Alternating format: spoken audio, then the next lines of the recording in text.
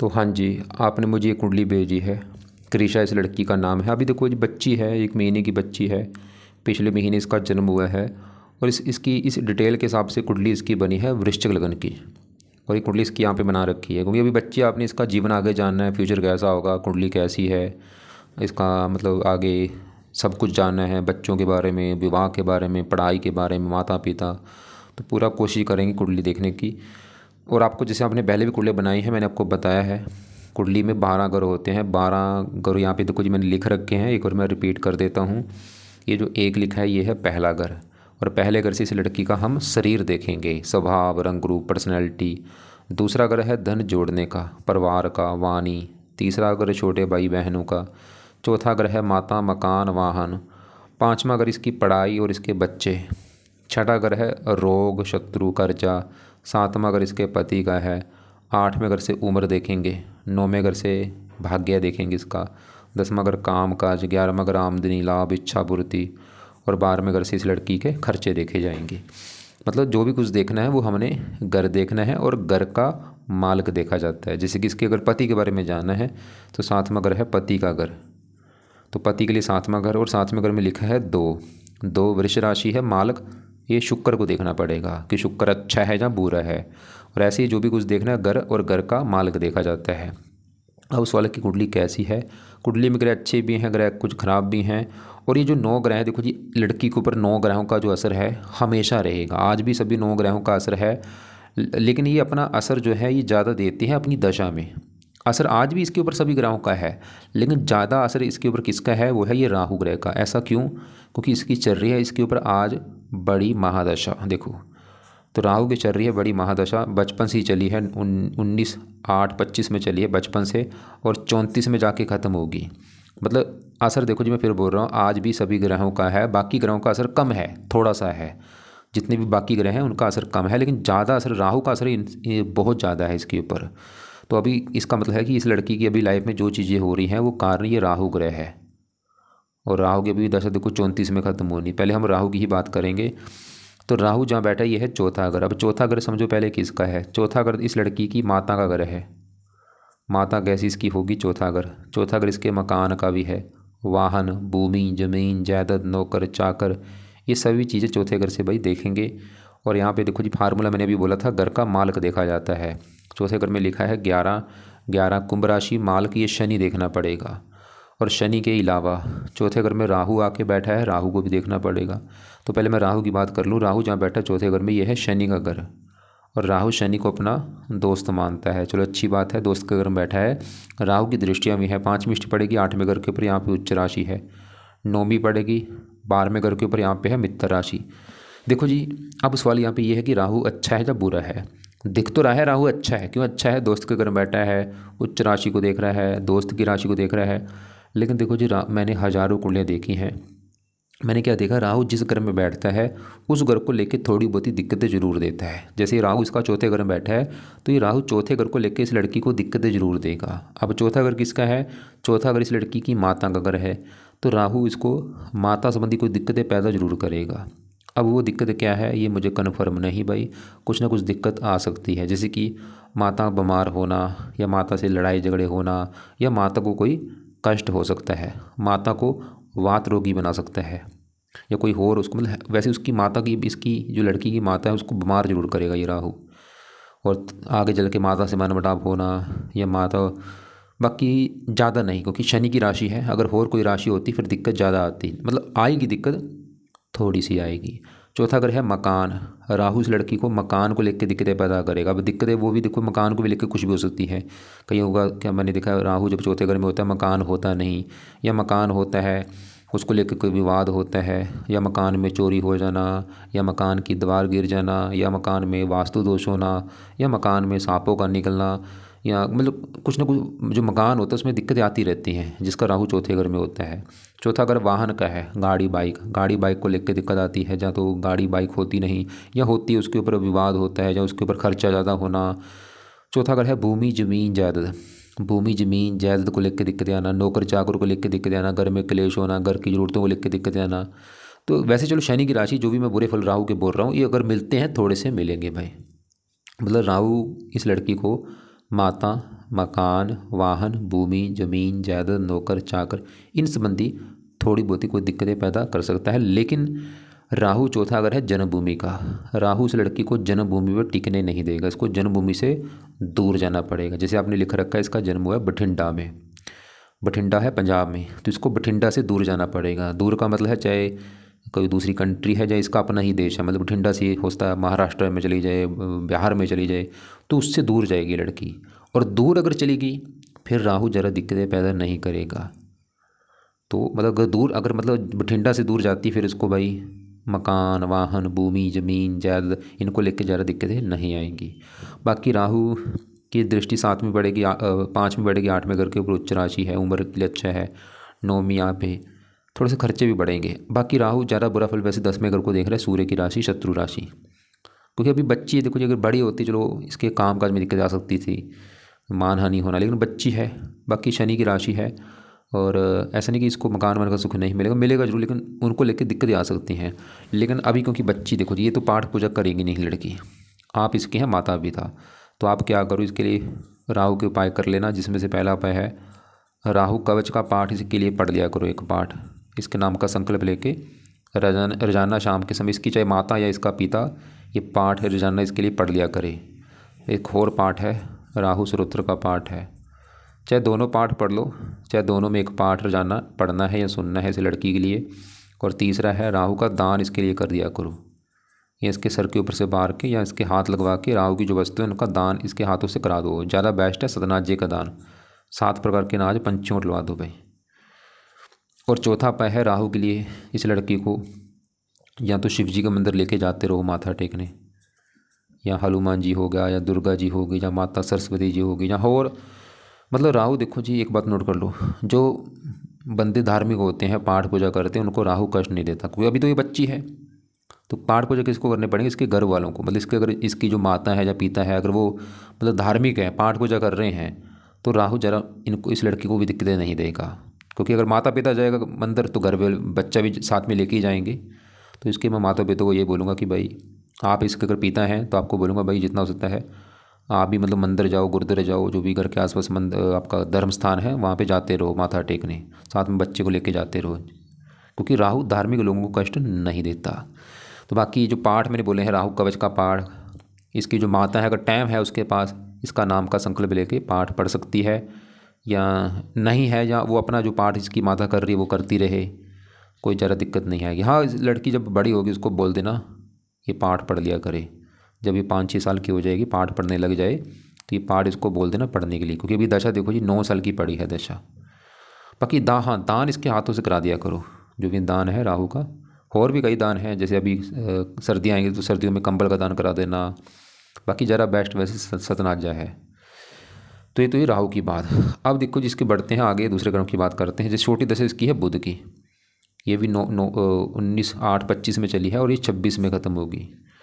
लेकिन उससे पहले यहाँ पे मैं 10वें घर में इसके केतु सूर्य की बात कर लेता हूँ। 10वां घर जो है ये पहले समझो किसका है।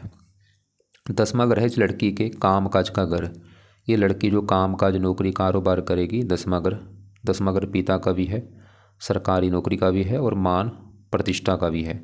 तो ये जो 4 चीज़ें मैंने बोली है 10वें घर से देखेंगे। और फार्मूला है 10वें घर का, हमने देखना है मालक। तो 10वें घर में क्या लिखा है 5 सिंह राशि, मालक सूर्य को देखना पड़ेगा कि सूर्य अच्छा है या बुरा है। अब सूर्य कहाँ बैठा है, इसी घर में बैठा है। तो सूर्य इसका है बहुत अच्छा, क्योंकि 10वां घर सूर्य का ही घर है, अपने घर में बैठा है भाई, बहुत बड़ी अच्छी बात है। अब सूर्य तो देगा अच्छे फल, क्या अच्छे फल देगा। 10वां घर काम काज का है तो सूर्य इस लड़की को काम काज का सुख अच्छा देगा। कौन सा काम काज, सूर्य के जुड़े काम ये लड़की करेगी। अब सूर्य के जुड़े काम देखो जी आपको मैं भेज भी दूंगा चाहे, लेकिन ऐसे मैंने हज़ारों कुंडलियाँ देखी हैं। जब भी सूर्य 10वें घर में अपने घर में होता है ऐसे लोग सरकारी नौकरी में होते हैं। तो इस लड़की के बहुत ज़्यादा बड़े लेवल पे जो है सरकारी नौकरी में जाने के, ऐसे लोग पुलिस में होते हैं या और कोई मिलिट्री होगा, ऐसे मतलब सरकारी नौकरी में जाते हैं। 10वां घर पिता का है, पिता के लिए अच्छा है सूर्य, सरकारी कामों के लिए अच्छा है, मान प्रतिष्ठा इसको काफ़ी दे देगा सूर्य। ये लड़की मतलब अपने परिवार का नाम रोशन करेगी, सूर्य की दशा अच्छी जाएगी इसकी। तो अब देखो जी हमने सूर्य देखा वो अच्छा है, साथ में केतु बैठा है तो केतु यहाँ पे सूर्य के घर में, लेकिन फिर भी क्योंकि सूर्य इसी घर में बैठा है इसकी वजह से केतु भी यहाँ पे अच्छे फल देगा, पिता, सरकार, मान प्रतिष्ठा। अब इसके यहाँ पे जो पहला घर है, ये पहला घर इस लड़की का घर है, मतलब ये लड़की, क्योंकि 12 घरों से मैंने बोला 7वां घर पति का हो गया, 5वां बच्चों का, चौथा माता, तीसरा छोटे भाई बहन, ऐसे ही पहला घर, ये पहला घर इस लड़की का घर है। ये लड़की खुद कैसी होगी, पहला घर देखेंगे। पहला घर इसका स्वभाव, रंग रूप, पर्सनैलिटी, सर मस्तक। और पहले घर में लिखा है 8 मालक मंगल देखना पड़ेगा। अब मंगल बैठा है 11वें घर में, अच्छे घर में बैठा है। और मंगल है भी इस पूरी कुंडली का मालक है, लग्नेश है, योग कारक, मतलब मंगल भी अच्छा है क्योंकि अच्छे घर में बैठा है। 11वें घर में लाभ का घर है, आमदनी, इच्छा पूर्ति। 11वें घर से लाभ देखा जाता है, लाभ, इच्छा पूर्ति, आमदनी, बड़े भाई बहन। तो शरीर लाभ, मतलब मंगल ही है कि लड़की का शरीर, स्वभाव, रंग रूप अच्छा होगा, पर्सनैलिटी अच्छी होगी, लड़की मेहनती, साहसी, पराक्रमी होगी। मंगल इसको लाभ देगा, धन देगा, इनकम देगा, इच्छाएँ पूरी कर देगा। चौथी दृष्टि पड़ी दूसरे घर के ऊपर, इसको धनी बना देगा। और 7वीं यहाँ पे, 8वीं यहाँ पे ननिहाल के लिए भी अच्छा है ये लड़की, मंगल को ननिहाल का भी इसको दे देगा, ननिहाल से इसको लाभ होगा। अब इसके देखो जी, बढ़ते हैं यहाँ पे 8वें घर में बैठे हैं चंद्रमा, गुरु, शुक्र, 3 ग्रह। तीनों की बात करते हैं। जो कुंडली बनती है इसमें देखो जी, 6ठा, 8वां और 12वां, ये 3 घर अच्छे घर नहीं होते। हाँ, अगर इन्हीं घरों का मालक इन्हीं घरों में बैठा हो फिर एक योग बनता है। अब यहाँ पे देखो 8वां घर जो है, ये घर अच्छा नहीं, खराब घर है। इस घर से आयु, मृत्यु कष्ट, लंबी बीमारी, दुर्घटना, गुप्त रोग, गुप्त विद्या, ऐसी खराब चीज़ें देखते हैं इस घर में। मतलब जो भी ग्रह आके बैठते हैं वो खराब फल देते हैं, कुछ कंडीशनें होती हैं। अब सबसे पहले यहाँ पे शुक्र की बात करूँ, शुक्र फल की अच्छा है या बुरा है, रले मिले फल देगा, बुरे फल भी देगा। बुरा फल क्या देगा, ये जो 7वां घर है, 7वां घर लड़की की है, पति का घर, पति के लिए 7वां घर, 7वें घर में 2 लिखा है, माल शुक्र, तो पति के लिए देखना पड़ेगा शुक्र को। अब शुक्र बैठा 8वें घर में, खराब घर में, तो बना है विवाह भंग योग, मतलब शुक्र इस लड़की को विवाह संबंधी दिक्कतें पैदा करेगा भाई। वो दिक्कतें क्या होंगी, 8वां घर बीमारी का भी, पति बीमारी, पति को बीमार कर देगा, या पति से मनमुटाव होना, या विवाह में देरी होना, कुछ ना कुछ, मतलब वैवाहिक जीवन में इसका जो वैवाहिक जीवन होगा, मैरिज लाइफ होगी, उसमें कुछ ना कुछ दिक्कतें परेशानियाँ जरूर आएंगी। और ख़ासकर वो भी शुक्र की दशा में ज़्यादा आएंगी, मतलब जब इसका विवाह होगा, विवाह में जब दिक्कतें आएंगी वो शुक्र की दशा में आएंगी। जैसे अभी देखो इसकी दशा राहु की है, बुध की है, और वो दिक्कतें जैसे मैंने बोला, जहाँ तो पति से लड़ाई झगड़े होंगे, या पति का बीमार होना, कुछ ना कुछ दिक्कत आएगी। अब इसी घर में चंद्रमा गुरु बैठे हैं। अब गुरु की, चंद्रमा की पहले मैं बात करूँ, ये जो 9वां घर है, ये 9वां घर इस लड़की के भाग्य घर है। इसका भाग्य कैसा होगा, 9वां घर हमें देख के चलेगा पता।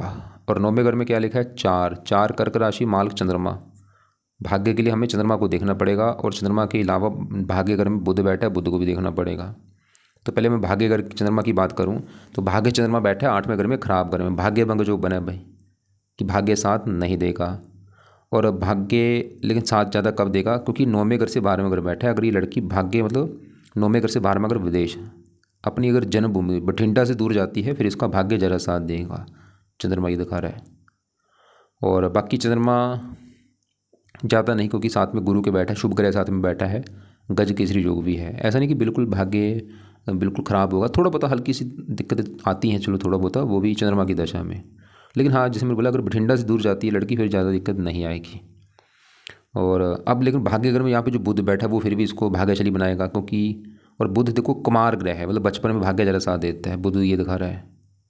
और बुध इस 11वें घर का भी मालक है, जहाँ ये मंगल आके बैठा है, 11वें घर में 6 लिखा है, मालक बुध, ये 11वें घर से 11वें घर बैठा है, मतलब बुध है इसका 11वें घर का मालक, लाभ आमदनी घर का मालक बुध है, भाग्य घर बैठा है। बुध ये दिखा रहा है इस लड़की को भाग्यवंशी, मतलब किस्मत की बदौलत इसकी इच्छाएं पूरी होंगी, इसको धन मिलेगा, लाभ मिलेगा, और भी अच्छे, बुध अच्छे फल देगा।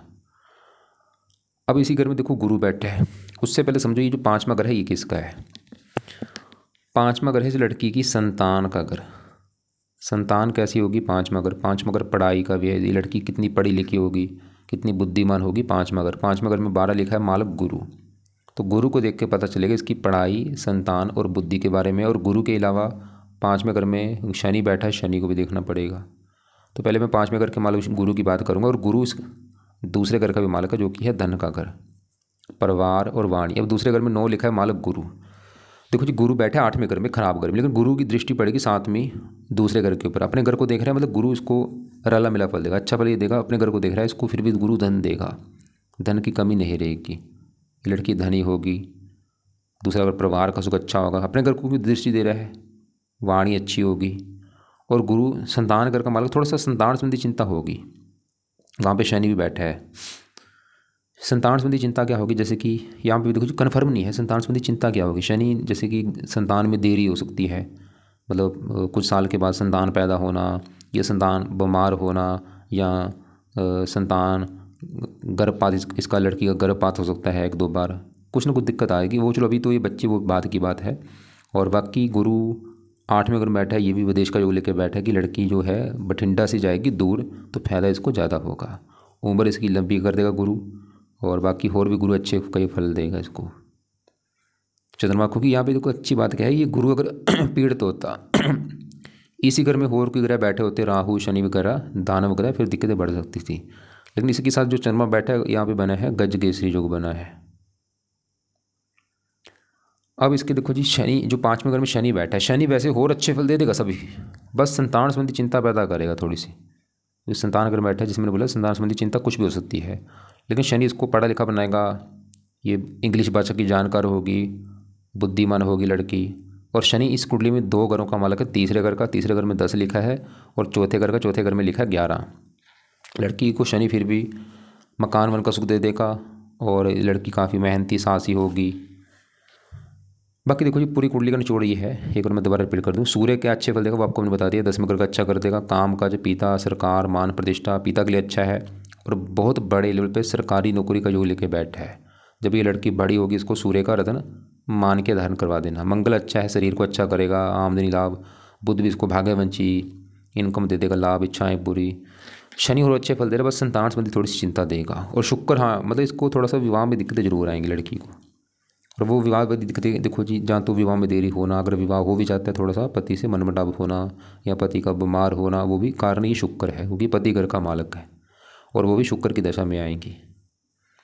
और बाकी सबसे चलो वो भी कोई बात नहीं। मेन देखो जो है कि अभी इसकी जो राहु की दशा है, क्योंकि राहु भाई दान वगैरह होता है, इसकी जब भी दशा आती है ये दिक्कतें पैदा जरूर करता है। लेकिन ये देखो क्योंकि ज़्यादा बच्चों को चलो दिक्कत ज़्यादा नहीं आती, जो 10 साल के कम होते हैं, या उनको ज़रा उनके ऊपर ज़्यादा ग्रहों का इफेक्ट वैसे नहीं होता। तो यहाँ पे मैं बस यही बोलूँगा कि आप इस लड़के के लिए तो राहु का दान जो है वो कराओ, इसके हाथ लगवा के सतनाजे का दान करा दिया, पंछियों डलवा दिया, या और इसके जो दान है वो दान के आपको मैं वीडियो भेज दूँगा, वो देख लेना। और जब ये बड़ी हो जाएगी 6-7 साल के बाद, इसको राहु के 2 पाठ है ये पढ़ने के लिए बोल देना। जब तक दशा है, दशा के बाद नहीं, दशा तक ही पाठ पढ़ने हैं, उसके बाद नहीं। और बाकी अभी इसकी जो माता है, जो इसका पिता है, वो इसको मंदिर जो भी है घर के आसपास जो भी आपका धर्म स्थान, धार्मिक स्थान है, वहाँ पे लेके जाते रहो। तो बाकी ठीक है, उम्र के लिए अच्छा है, कुंडली उम्र काफ़ी लंबी है, सरकारी नौकरी का योग है, और विदेश जाने की, घर से दूर जाने मतलब बठिंडा से दूर जाने के काफ़ी योग हैं। सब कुछ अच्छा है, बस कोई दिक्कत नहीं, बस थोड़ा सा पति वाली दिक्कतें जो हैं वो शुक्र थोड़ा सा पैदा कर सकता है। और बाकी थोड़ा सा संतान संबंधी चिंता हल्की सी, वो भी यहाँ पे देखो वो भी डिसाइड होगा जिसके साथ इसका विवाह होता है। किसी लड़के का 7वां घर कैसा है, उसका 5वां घर कैसा है, वो दोनों की कुंडली देख के डिसाइड होगा। मतलब इतना आप चिंता मत करो भाई, बस मेन है, बस इसको ज़्यादा कुंडली को सीरियस मत लेना। बस मेन जो काम मैंने आपको क्या बोला है, धार्मिक पाठ पूजा करो बस। इसके घर वाले भी धार्मिक पाठ पूजा किया करें, अपना जो भी आपका धर्म है धर्म को फॉलो करो, अपना जो भी घर के आसपास मंदिर गुरुद्वारा वहाँ पे जाते रहो, पाठ पूजा करते रहो, बस सीधी सी बात है ये है। क्योंकि जो कुंडली बनती है पिछले कर्मों के हिसाब से बनती है, हमारे जो कर्म है उसका फल हमें मिलता है। लेकिन एक होती है कर्म कुंडली, और हमारा जो जीवन है वो कर्म कुंडली हिसाब से भी चलता है। ये तो है लगन कुंडली जो मैंने बना रखी है, लेकिन एक कर्म कुंडली जो होती है, ये क्या होती है, जो हम इस जन्म के कर्म करते हैं अच्छे बुरे, उसका भी फल हमें मिलता है। तो कर्म कुंडली देखो जी, अगर अच्छी बनानी है, अगर चाहते हैं कि लड़की कुंडली अच्छी बने, कर्म कुंडली जहाँ आपकी भी अच्छी बनानी चाहते हैं, तो ये कैसे बनती है, अच्छी कैसे बनेगी, धार्मिक पाठ पूजा करने से। जो बंदे धार्मिक होते हैं भाई, हज़ारों उनके जो कष्ट हैं वो दूर हो जाते हैं। अब मेरे खुद के ऊपर राहु की दशा है, ये जो राहु मेरे ऊपर दशा है 14 साल हो चुके हैं, लेकिन मुझे कोई दिक्कत नहीं आ रही। क्यों? क्योंकि मैं पाठ पूजा करता हूँ, सिख धर्म से हूँ, और जाना गुरुद्वारे जाता हूँ, बानी पढ़ता हूँ, नाम जपता हूँ, कोई दिक्कत नहीं है। तो मैंने आपको समझाया था, जो बंदा पाठ पूजा करता है, धार्मिक होता है, हज़ारों करोड़ों दिक्कतें उनकी दूर हो जाती हैं। तो उम्मीद करता हूँ आपको जो समझाया मैंने समझा चुका होगा।